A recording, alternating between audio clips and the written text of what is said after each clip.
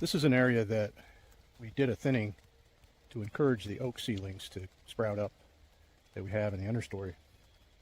There's oak all throughout this. When I first looked at it, I could see little new oak seedlings, what we call new oaks, the little tiny ones.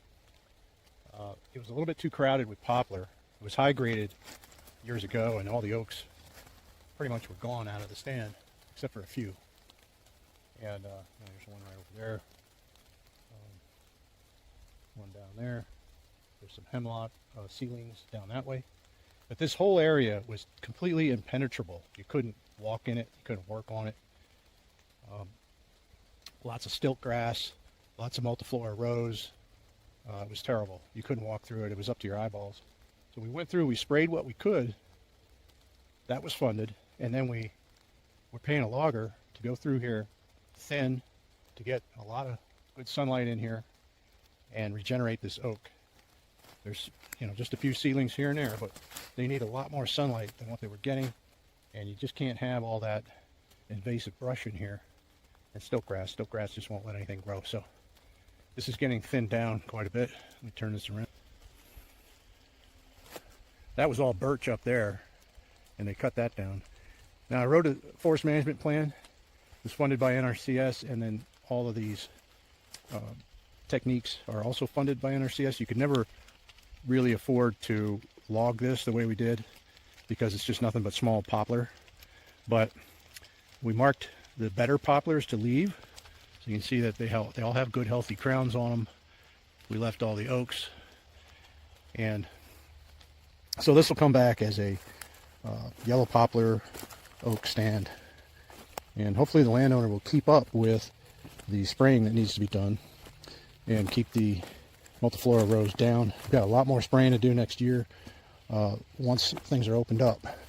Over on the other side there's such thick rose bush that you can't walk through it, and there's actually some ailanthus over there, solid ailanthus. So we're going to try to spray that with a drone next spring and kill it.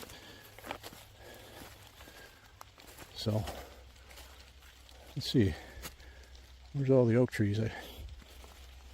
Hang on. Okay, there's one example of an oak tree trying to grow. Needs a lot more sunlight.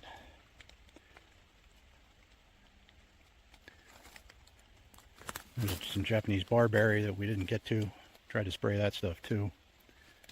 So once they go down through these thickets with some hitches and bringing them into the landing, that'll open up trails, and then you can keep those trails open and use them to get in here to do some extra spraying, planting, whatever it is you want to do. Boy, there's a winged euonymus down there. Yeah, lots of invasives. You almost can't possibly get them all, but the main thing we want to do here is get rid of the multiflora and the Japanese stilt grass, two imports from the Asian region that are extremely invasive.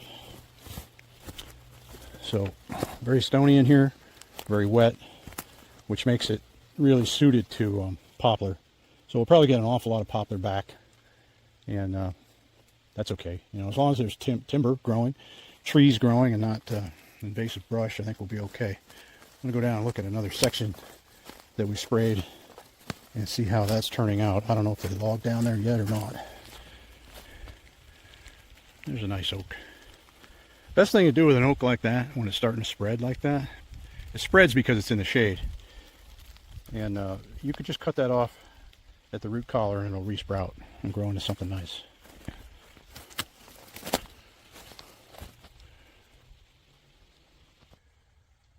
This area was pure stilt grass. You can see the hay looking stuff, and then that's ailanthus that we cut down and stump treated. And this whole patch was full of multiflora rose and stilt grass. This field was all stilt grass, and we killed that and planted a overwintering mix of brassicas and wheat. So that looks pretty good. I'm just going to feed some deer and attract them. Maybe I should bring my bow down here. I don't know. This area was solid barberry. You can see all the barberry. Real thorny. When they come down here and log, it'll smash all that dead stuff down, and then you can have good access everywhere. It's hard to tell, but that's all dead rose bush and barberry down there. Here's a rose. See the thorns on it. Yeah, I can't wait till they run the skidder down here and mash all that stuff down.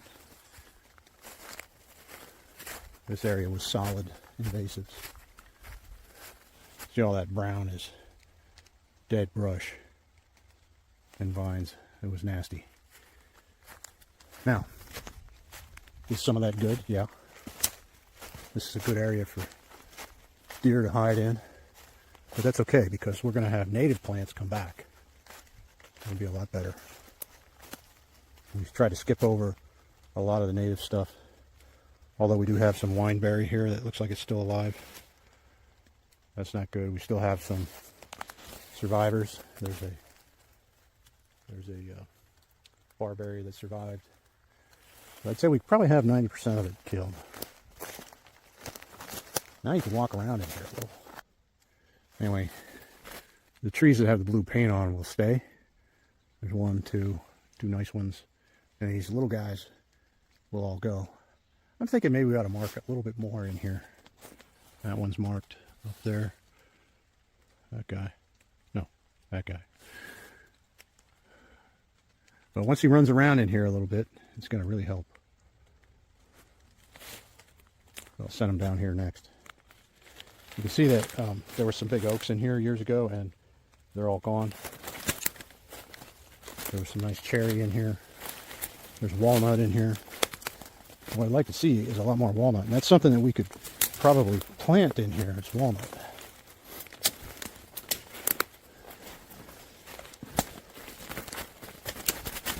Walnut likes that rich soil with lots of water.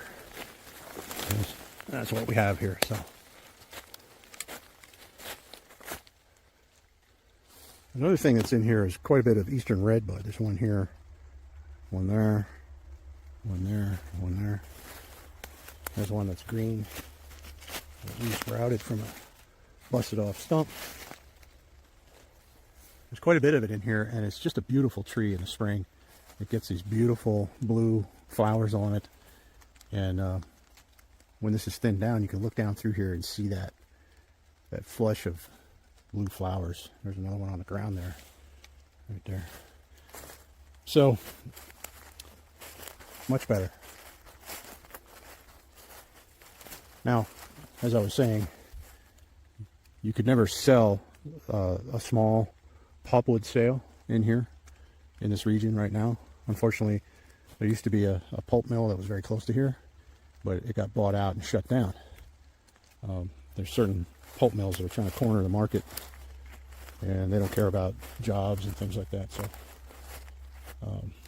no more pulp market. And so that's why we had to put in for funding to cut this. I think I'm going to go over here and mark this one big one over here. Well, there is one there. Well, maybe I'll let it go. I see one up there that I could mark. All right, well, that about covers it. Dead brush. Open the place up a little bit. Release the red buds, and there's no oak here right now, but there's going to be some walnut. There's a huge seed tree right there of red oak. Hopefully we'll get some acorns out of that guy and regenerate oak. All right, that's it for this project. See you later. Hey, I hope you found that informative. If you want help with your forest management, whether it be timber management, wildlife habitat, invasives, give me a call. You can reach me through my website. It's down below. And since you made it this far, it means you're a serious land manager, and I want to talk to you. So if you hit the like, subscribe, and comment down below, I'm going to give you a freebie to some of my courses that are on my website. The courses have to do with building food plots for wildlife. So if you're interested in that and you want a discount, let me know, and I'll see you on the next video.